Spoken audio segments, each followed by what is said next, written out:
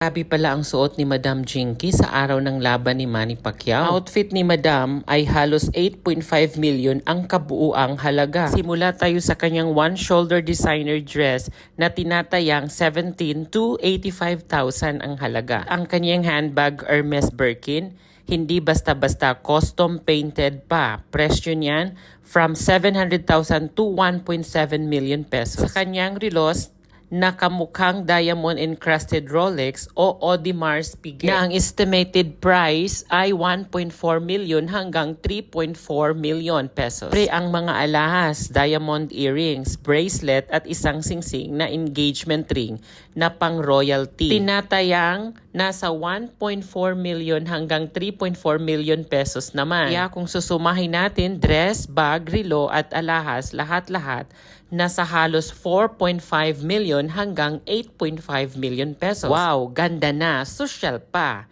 Hindi lang ito OOTD, ito na ang tinatawag na wealth in silence. Ikaw, anong suot mo ngayon, kabayan?